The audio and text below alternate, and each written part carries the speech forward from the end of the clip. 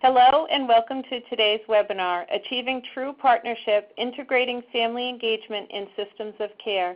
My name is Deborah Garneau. I am the Title V Children and Youth with Special Needs and MCH Director at the Rhode Island Department of Health and Co-Director of the Rhode Island Health Equity Institute and a member of the National Center for Medical Home Implementation Project Advisory Committee. This webinar is the third and final installment of the 2017 webinar series titled Back to Basics, Meaningfully and Effectively Engaging Families in Pediatric Practices and Systems. This webinar series is co-sponsored by the National Center for Medical Home Implementation, the National Center for Family Professional Partnerships, and the Bright Futures National Center. These initiatives are supported through cooperative agreements with the Maternal and Child Health Bureau of the Health Resources and Services Administration. The goal of the National Center for Medical Home Implementation is to ensure all children and youth, particularly those with special health care needs, have access to a medical home. The goal of the National Center for Family Professional Partnerships is to reduce health care disparities of families of children and youth with special health care needs.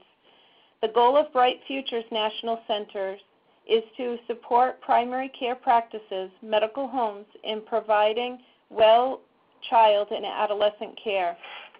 Before our faculty begin, I'd like to inform you of some housekeeping items. The slides will appear in the central window of your screen and will advance automatically. We encourage you to ask questions throughout the presentation using the question box window on the left-hand side of the screen. These questions will be answered at the end of the presentation. If we do not have time to answer your question during the webinar, we will send you an answer directly via email at a later time. This webinar will be recorded and archived on the National Center for Medical Home Implementation website approximately 1 week after this presentation. After the webinar, you will also receive an email with a link to the webinar evaluation. We encourage you to complete this evaluation so that we can continue to improve the content and manner of our presentations in the future. Today's presenters have no financial or conflict of interest disclosures to announce. Today's webinar has 3 learning objectives, including the following. Define and describe the characteristics of family engagement at the systems level. Identify practical strategies and tools that encourage and measure family engagement at the systems level, including partnerships between the Title V programs, state American Academy of Pediatric chapters, and family-to-family health information centers. Describe evidence-based and evidence-informed practices for family engagement at the systems level. Before I introduce our guest faculty, I'd like to mention the Partnership Continuum, which was sent to all webinar registrants prior to this webinar. The Continuum is also posted on the National Center for Medical Home Implementation website. The purpose of this continuum is to allow you, our audience members, an opportunity for self-reflection. If you haven't already, take a moment after this webinar to review the continuum. Think about where you are and or your organization are right now on the continuum. Think about strategies and tools presented throughout this webinar series that can help you move forward on the continuum and enhance family engagement. And now I am honored to introduce our team of speakers from Virginia involved in the Bright Futures Preventive Services Improvement State Spread Project. Dr. Cornelia Deagle, Dr. Barbara Collar, Dana Yarbrough, and Marcus C. Allen. Dr. Cornelia Ramsey Deagle is the Maternal and Child Health Director and Title V Director for Virginia, and the Division Director for the Division of Child and Family Health. She has over 25 years of experience in public health and is a graduate of Roanoke College in Virginia, University of North Carolina, Chapel Hill School of Public Health, and the University of South Carolina School of Public Health. Dr. Kyler is a general pediatrician in the Kilmarnock Virginia. She is the current immediate past president of the Virginia chapter of the American Academy of Pediatrics. Dr. Kaler received her undergraduate degree from Emory University and Henry College, her medical school degree from the University of Virginia. She then finished her pediatric residency at University of Kentucky. During her training, Dr. Kaler received a National Health Service Corps stipend and completed her payback in Tappahannock, Virginia. Yes. Dr. Kaler has been in solo practice in rural Virginia, a suburban private practice in Mechanicsville, and is currently part of the Children's Hospital of the King's Daughters Outpatient Pediatric Division. When president of the Virginia chapter of the American Academy of Pediatrics, Dr. Kaler was an active voice in the promotion and discussion of child health issues. She is well known to legislators at Virginia's General Assembly as well as state health department and Medicaid officials. Dr. Kaler and her husband Rick have one son. Dana Yarbrough directs the Center for Family Involvement at Virginia Commonwealth University and initiatives statewide to support diverse families of children and young adults with developmental disabilities to become effective advocates for their children and leaders for system change. Dana is also the mother of a 22-year-old daughter who, despite significant physical, intellectual, and physical disabilities, owns her own dog boarding business. Dana holds master's degrees in nonprofit leadership and special education secondary transition. And our last speaker, Marcus Allen, is the Child and Youth with Special Healthcare Needs Director for the Virginia Title V program. He has a Bachelor's of Science in Biology from North Carolina A&T State University and a Master's of Public Health from the University of North Carolina at Greensboro. Marcus has 15 years of public health work experience in 2 different states at both the local and state level.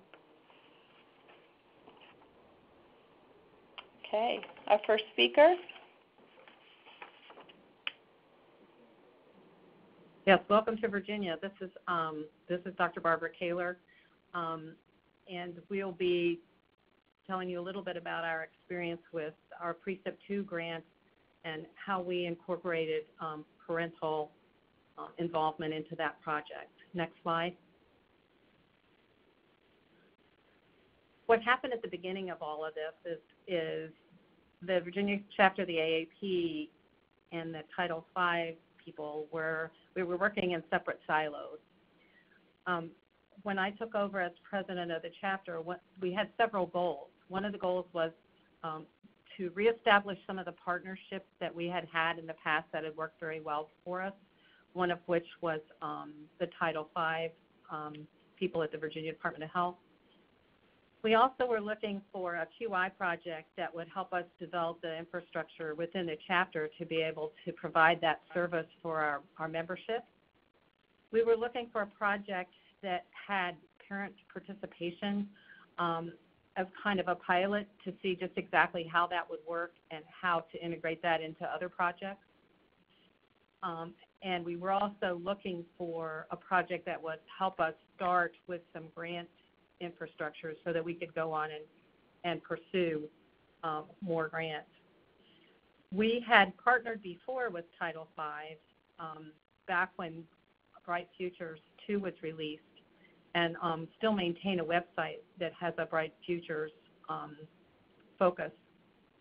On the public health side, Cornelia had some Title V transformation goals that she was working on, and she was looking for some clinical support for some of the public health initiatives.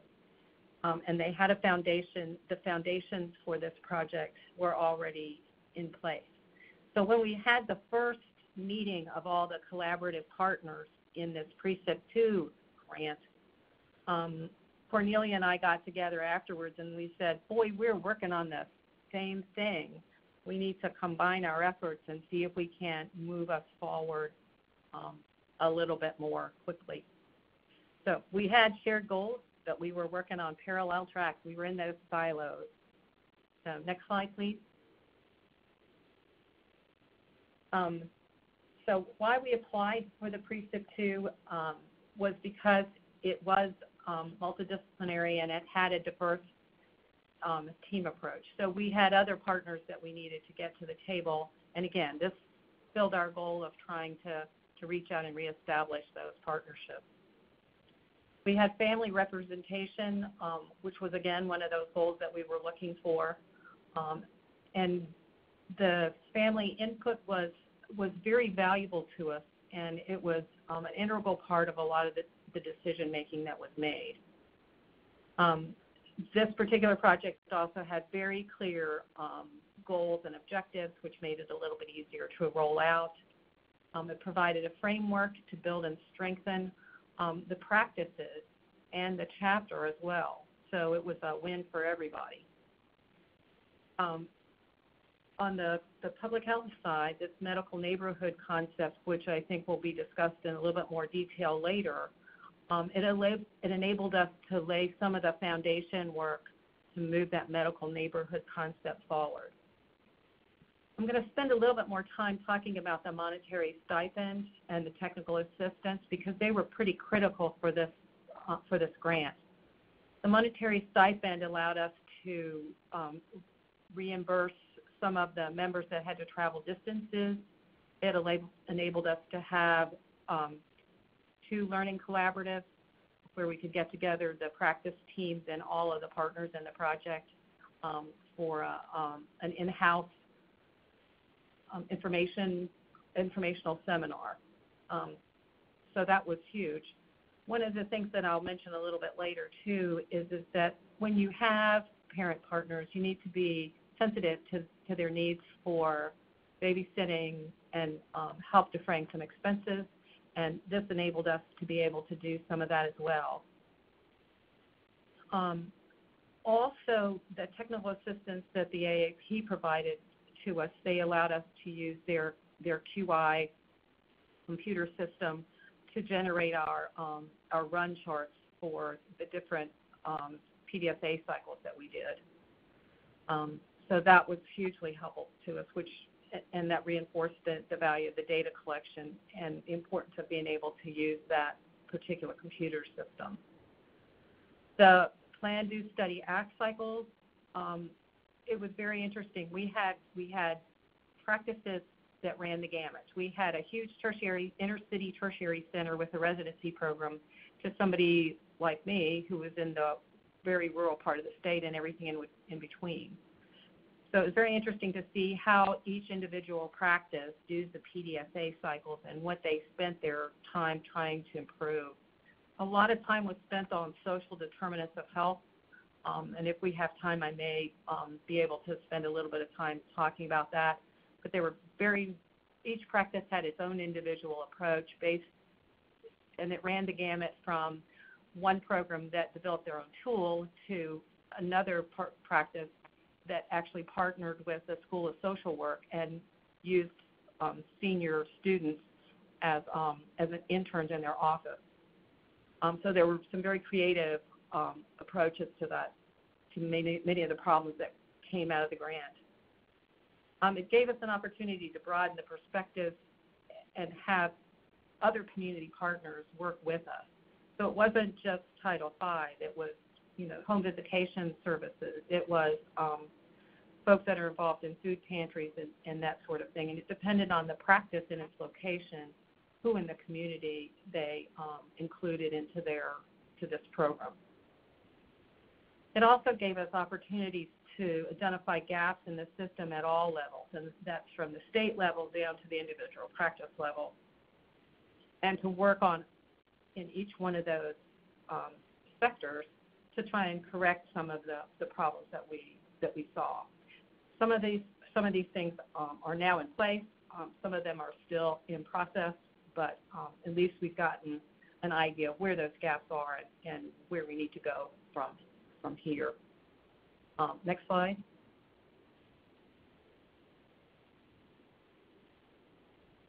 Okay, I think this is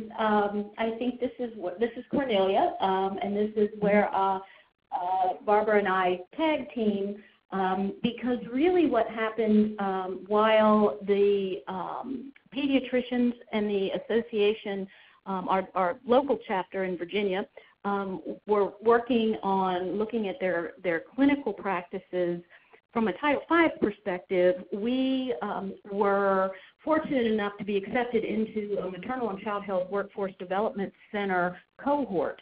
That center is at UNC Chapel Hill and has technical assistance staff from pretty much all over the state. And with that workforce development center project, we had to determine what we were going to do, what population within the Title V domains of women, pregnant women, children, adolescents, children with special health care needs, which one of those populations were we going to focus on for our project, and then what exactly did we want to accomplish. And from a Title V perspective, in Virginia, 2 of our 8 national performance measures are related to children and youth with special health care needs, and those performance measures are, number 1, a medical home, meaning that we are assuring that all children and youth with special health care needs have a medical home, and then secondarily, that there is a transition for each child as they progress and get older in adolescence, and then as they transition from adolescent care to adult care, that there's a plan in place and the system in place to care for them.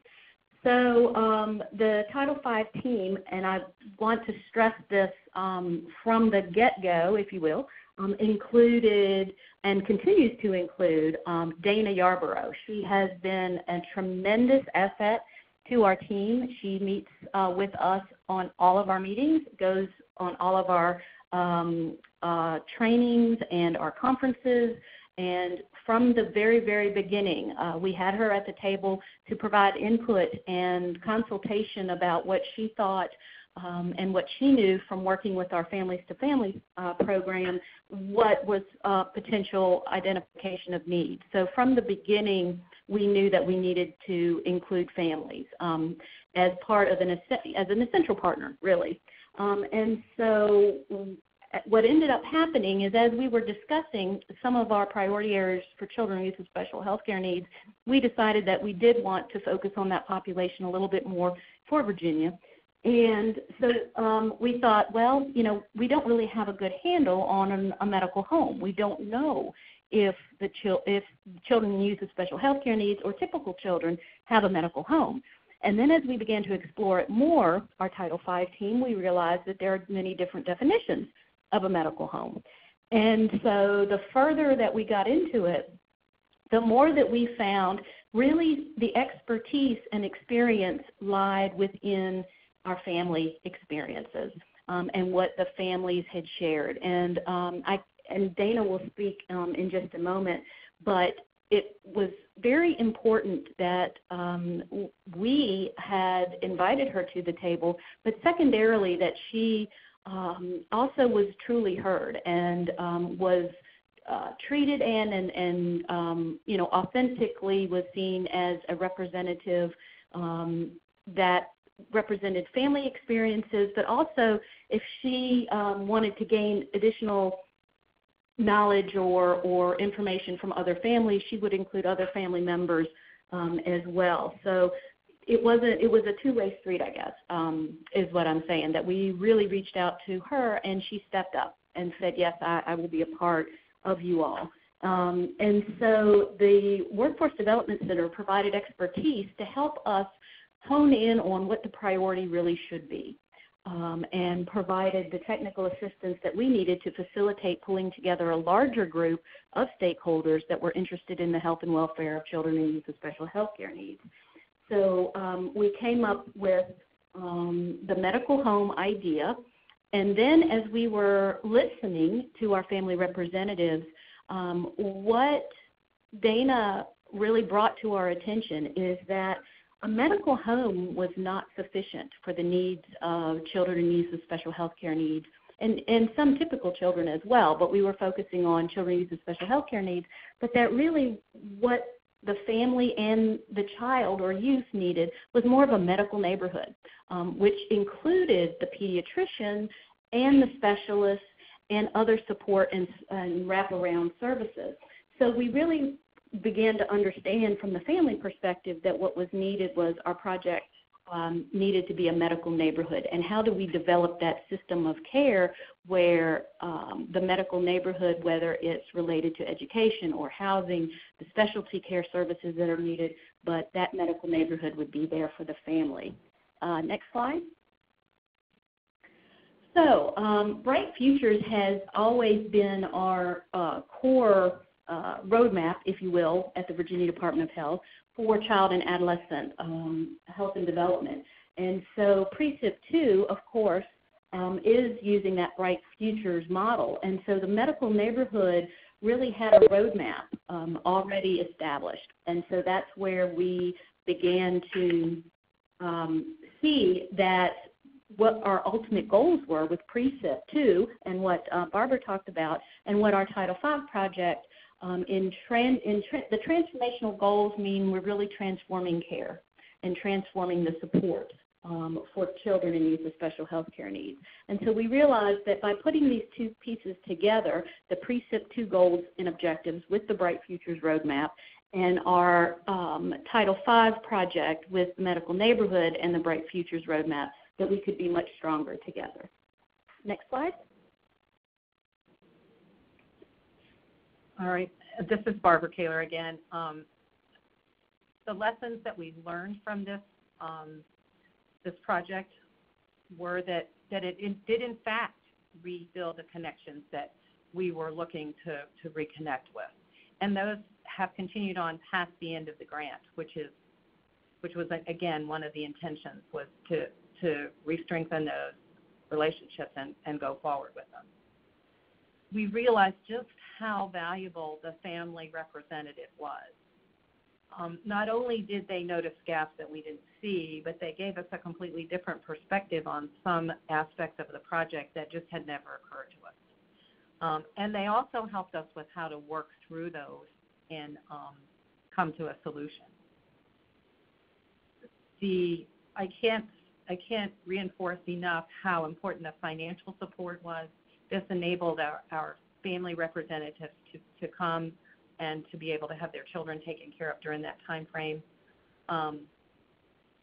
It also enabled us to do these learning collaboratives that I felt were really hugely helpful for all of us. Some of the financial support we received was in-kind donations. So, for instance, the chapter of the Academy of Pediatrics had a meeting room space that they allowed us to use, which saved us money in terms of trying to locate and rent a space. The PDSA cycles, it was very interesting to watch how each different practice used those to make improvements in the grant. As I mentioned earlier, the tertiary center came up with their own tool to screen for social determinants of health. One of the other practices partnered with a social work school of social work and used it as an internship.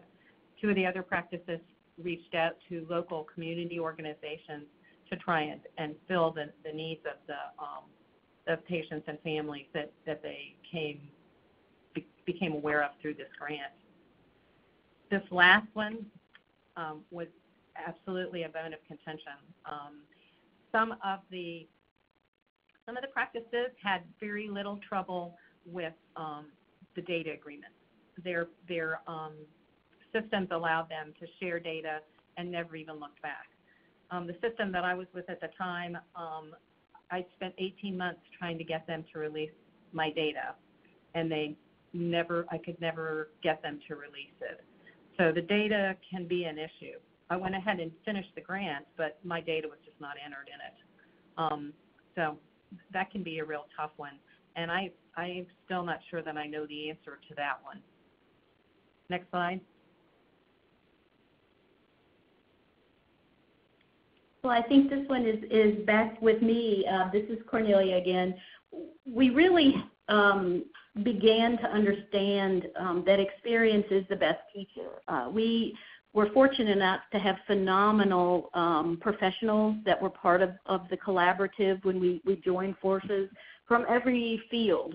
Social work, of course, the pediatricians were wonderful, nursing, public health. We had psychologists. We had all kinds of multidisciplinary staff represented. And sometimes that, in the past, in my experience, has not been an open forum for family experiences.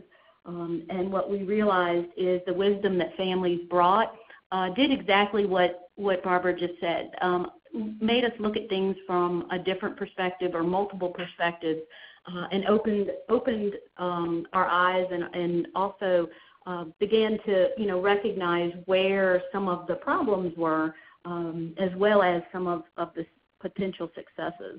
And the best scenario for us was really to be inclusive. And so we kind of got bigger and bigger in terms of our stakeholder and partnerships as we have continued to grow with the medical neighborhood. And we are continuing now to expand and include our Medicaid office, our behavioral health services, businesses, social work, I think I mentioned, as well as local community-based organizations as well.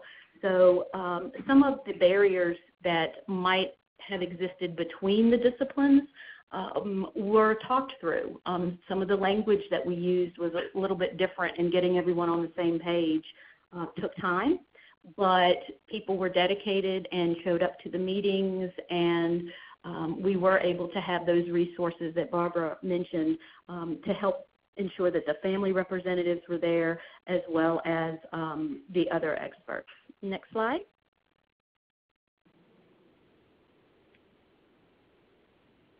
And I'll hand it off to Dana. Great, thank you. Good afternoon or good morning, depending on what part of the coast you are, the country today. I'm Dana Yarbrough, and I'm going to just start the next group of slides, just sharing a few of the philosophies that the partners that you're hearing about today on this webinar subscribe to about regarding engaging families. And then I'm going to kind of walk through some processes that our team engaged in. So as you see from this first one, families belong to lots of what we'll call cultural communities. So it's important that we not just attend to our connection to a family across from us, across the table from us, but we also pay attention to those connections within families. So knowing about spouses and siblings and grandparents, that we think about the connections between families and their communities. So again, people have lots of communities they identify with, faith-based communities, racial communities, gender-based communities, their work communities. And so how are we having conversations with families about those connections that they have with those communities, and then also those connections that families have between themselves and the systems that serve them. And that kind of gets to our medical neighborhood. So next slide. So as we think about what this takes, you've heard some of this already, and you're going to hear a little bit more about this, but it's really about engaging in dialogue, community resources, you've heard about that already, connecting parents with other parents. I cannot underestimate the value of parent-to-parent support, family-to-family support, and every state has parent-to-parent and family-to-family organizations. It's really what the trajectory for my daughter's experience and my family's experience was really heavily influenced by other parents and those expectations that they had for their children that helped me form my expectations for Brooke's journey. And then again, how we prepare parents for leadership and some of those connections that we're going to talk about in a few minutes. So next slide. So I wanted to just kind of start with saying that whether you're across the examination table or the boardroom table, stories from families tell us a lot about their priorities, about their customs, their needs, their beliefs, what's working, what's not working. It's how we can also correct this perceived or very real power imbalances that families sometimes feel with professionals. As the Dalai Lama said, when you talk, you are only repeating what you already know. But if you listen, you may learn something new. Next slide. So one of the things that I'd like to share with you all is another one of those kind of basic philosophies, basic tenets that all of our partners on this webinar today really came to the table. We really do believe that when you're engaging families, it is a process. It is not just some activities that are cobbled together that are very helpful, and activities such as training, parent-to-parent support, all those things are important. But there's really a process that we hope you'll hear today, that this is an ongoing process. And the first step is really about induction. And that means that parents get introduced to this complex world of healthcare, of community-based services, of school-based services, and that it's during this time that providers come to understand those histories, those narratives, those assets that parents bring. What the previous slide talked about, this kind of rich information that we gain by listening and not just talking to parents. So once we've kind of inducted parents into this culture, this system, this community, we then get into the second step of integration. So now parents begin to develop an identity of what this culture is, the culture of the primary care practice, the culture of that agency, the culture of that school, the culture of that service system. And then they begin to trust and work together with the providers and their children and family for positive outcomes.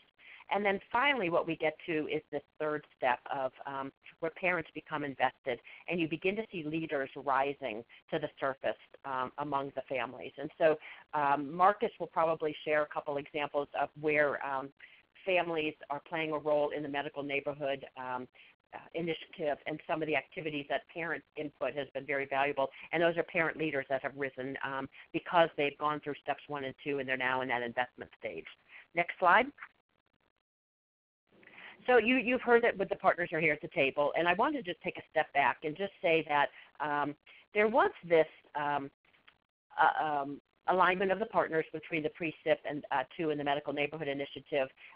But what really strikes me is from day one with us coming together at the table, was this real, and I think Cornelia used this word authentic, it really was a very authentic vision and commitment to engaging families and to respecting family wisdom.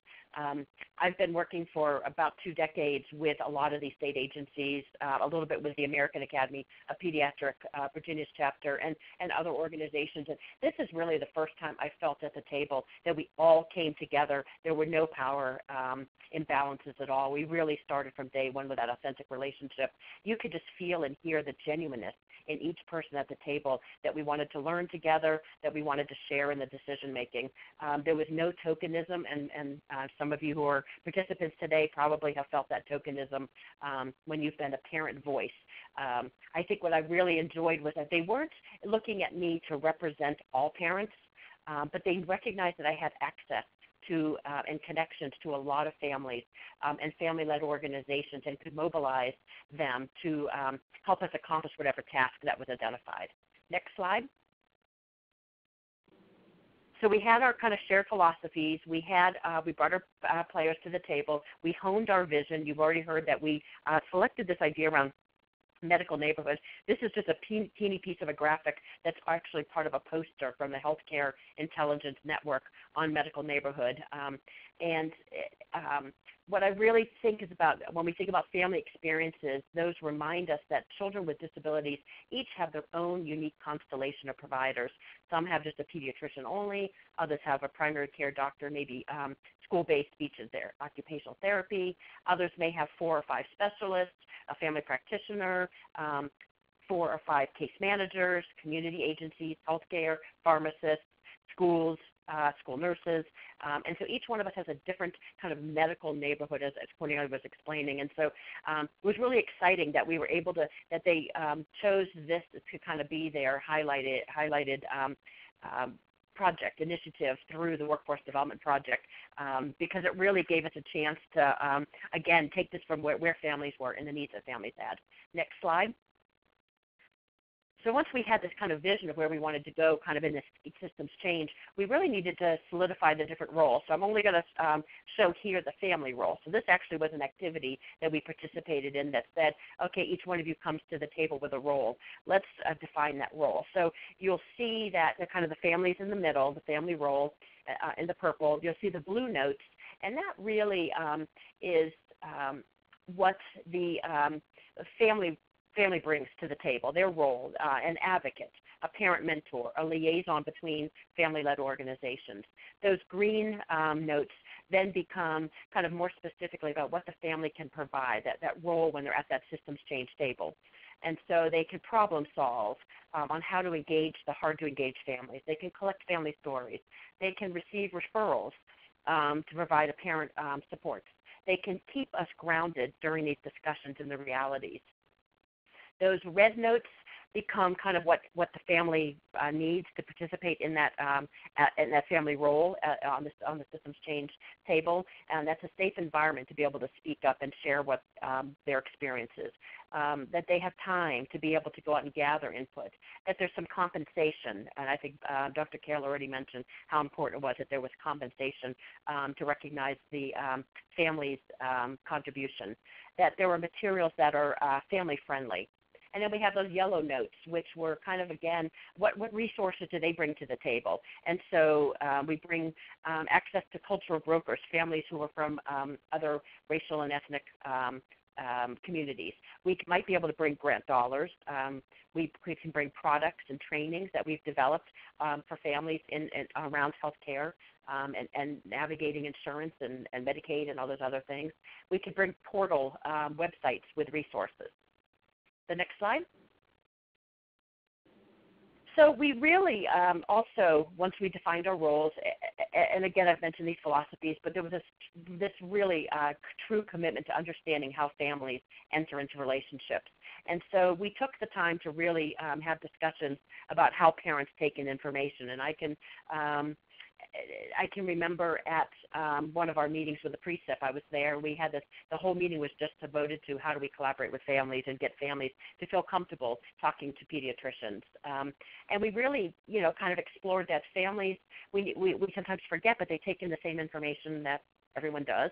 Some people are auditory learners, some are visual, some need hands-on, and I don't know that we always take the time to kind of ask families about the best way that they can take in and process information.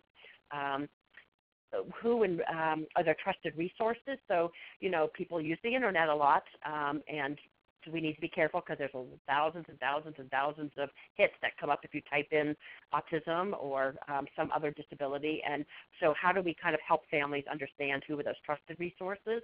We know that doctors are trusted resources.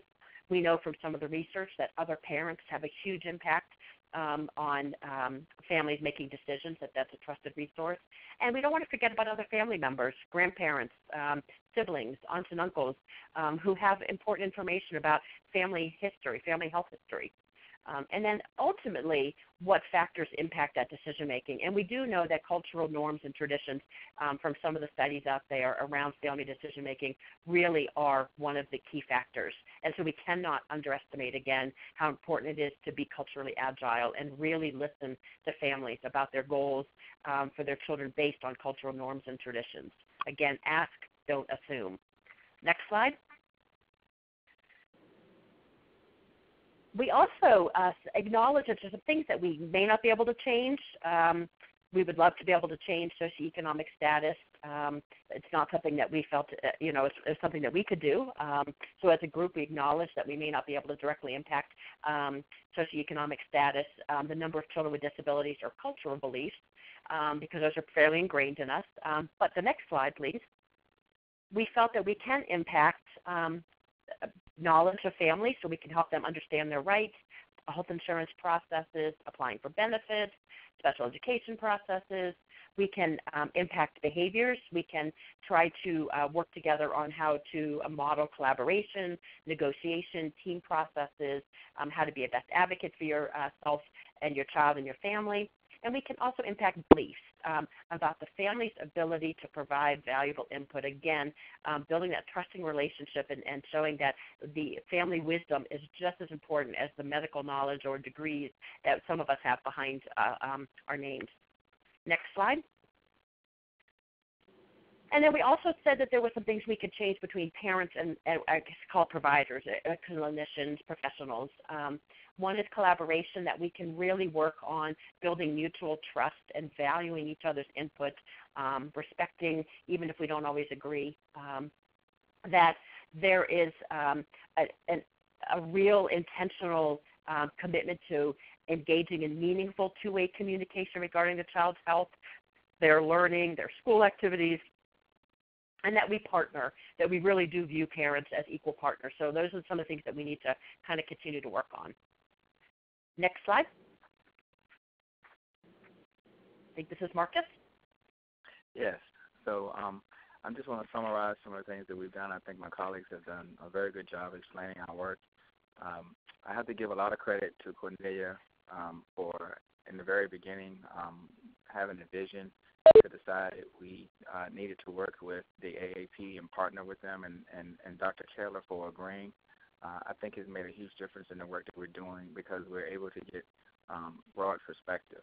And then as Dana mentioned, we decided from the very beginning to have a family representation. And specifically, one of the things that I think they all agree about me is when I plan to do something, I want to have some achievable outcomes, some things that we're going to actually achieve rather than just meeting.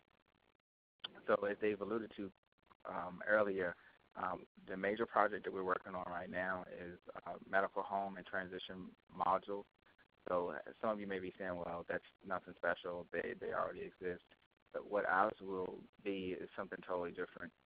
Not only will we have components that are focused on providers, so that can be physicians, nurses, social workers, so on and so forth. We also will have modules that families can take to learn about the importance of a medical home, of having a medical home, and the importance of preparing for transition for special needs and children in general, leaving pediatric care into adult care. And I think if we wouldn't have had the representation from Dana, I'm not sure that we would have come to that conclusion that we needed to have a family component. We've already started going down the road of getting the modules done. We are partnering with the University of Virginia to do it. They've done some educational modules for us in the past. So we're very excited. And before I move on to some of the other things on the slide, one last thing I want to say is not only were we intentional when it comes to inviting family representatives to the table, we actually used them and listened to them. We had one specific meeting where we broke up into groups, and we had 3 family leaders at this meeting, and we just allowed them to brainstorm and share with us what they thought would be helpful in the module. And we did the same thing with the physicians that were there and the other professionals to help us understand what would be good to have in the modules from their perspective. And then we held another meeting to present that information, a summary of what we, the recommendations received from the group. And we got their feedback, and we're now moving forward with UVA to create the modules. So our ultimate goal, as was alluded to previously, when it comes to the medical neighborhood, is to make broad population health-based changes. And the modules, we think, will be a good tool to help us to accomplish that. And after we finish with this project, we're going to go back to the group and work together to decide what we should focus on next.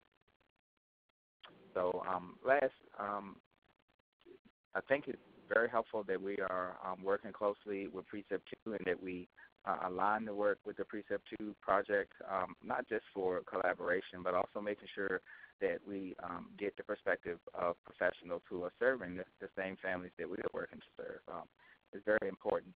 And then the interconnectivity of programs, I say not just interconnectivity of programs, but programs and people. to get everybody's perspective and to be intentional about that, and to actually give people an opportunity to explain their perspective and to actually use that information rather than just being lip service. Instead, it needs to be very intentional. And the last thing I'll say is that the work has not been easy because it takes a lot more time when you're working with a group of people. But I feel that in the end, you get a much better product when you're working together with various groups of professionals and community organizations and families in general. So, next slide.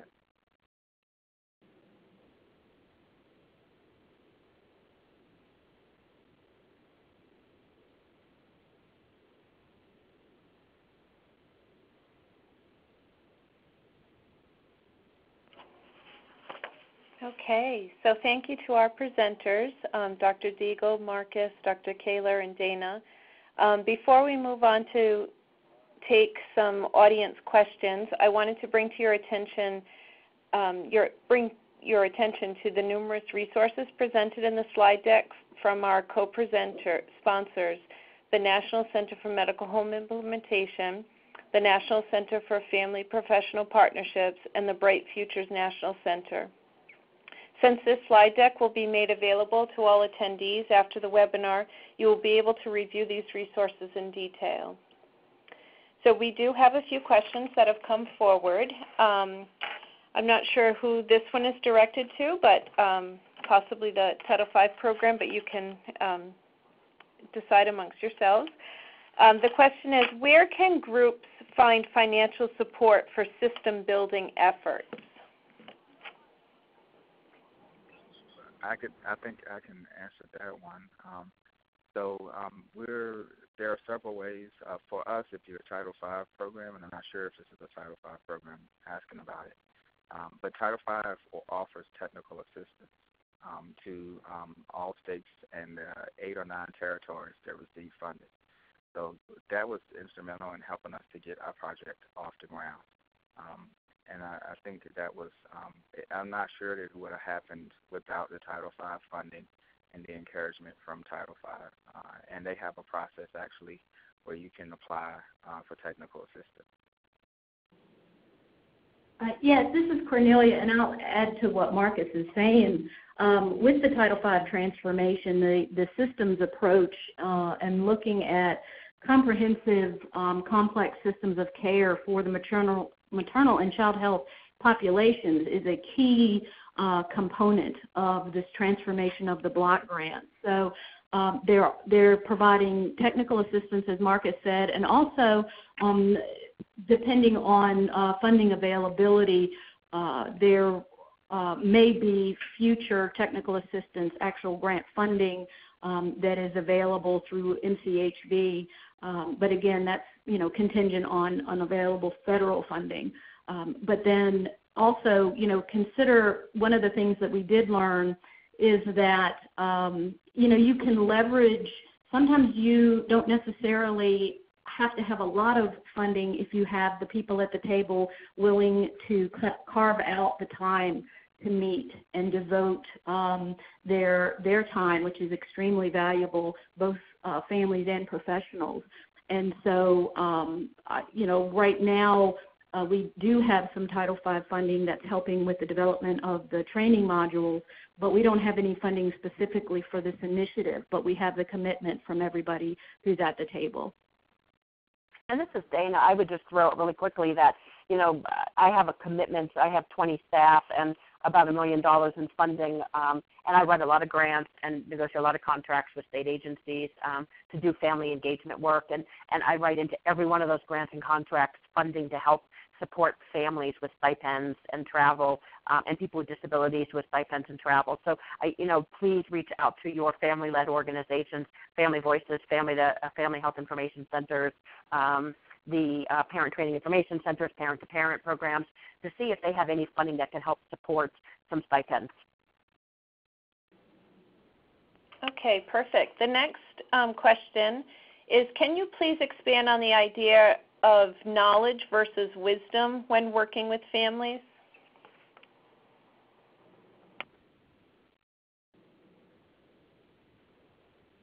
Yes, this is Cornelia. That was one of mine, but I'm also going to hand it off to Dana because that's something that Dana has taught me. That really, it's the knowledge is often our understanding and approach that we learn through formal education. Oftentimes we rely on what we've read. Those of us that have had the opportunity to go to advanced education rely on what we've been taught. And wisdom often comes with the experience. And so there was tremendous wisdom with the families as well as knowledge. And then also the flip side, we had a lot of providers who came with their book knowledge and then also began to reflect on their personal experiences and wisdom over their years of practice. So what we were able to do is cast that wide net and really build upon both. But I'd like to give Dana a chance as well. This is Dana. No, Cornelia, you nailed it. That was exactly what I would have said. I think people have knowledge because they've gone to trainings, read information off the internet, but wisdom is really those experiences that we have navigating and just getting into these systems and all of those experiences we have and the trajectories that we take on the journey. And so that's how I would define the two very differently. Thank you. Okay, so I have two more questions. This question actually is for you, Dana. Can you provide the audience with the family medical neighborhood activities that you talked about? Yes, and so we've done a few things with the family medical. Marcus mentioned a couple that we have had families coming. We're working in a particular region of Virginia, so there's families that represent that region that come to the table, and so they provide they're part of the shared decision-making of what this initiative is going to look like in their region, and so they're participating in the meetings. They are providing input into materials, modules, products. We also took that family role, which was that slide that had all the little colored sticky notes on, and we've used that with about 14 families to kind of help them begin to think about what their role is in systems change and how they can be a little more concrete in what they think their role is and what they bring. And so we've used some of those activities as well. So those are some of the ones that I would highlight given our time. I certainly would be glad to have people email me, and I can share some other examples of activities that we've done with families. A lot of it's around kind of helping families realize that leadership and engagement is not really about sometimes about a role, although I did talk about them having a role on the team. It's about their leadership behaviors and how we can enhance those behaviors so they feel confident in the engagement. Every one of us comes with behaviors that are true of all leaders, and so we just need to get families to be constantly thinking of the future, and that's a challenge when we're stuck in the present and the past with the good, the bad, and the ugly that we've experienced in service systems. And so how do we keep engaging families in moving forward and having those conversations that are forward-thinking and vision about the vision of where we want to go? Okay, great. I think we just have time for one quick question here. What kind of time commitment was required of the patients or family members who participated in this initiative?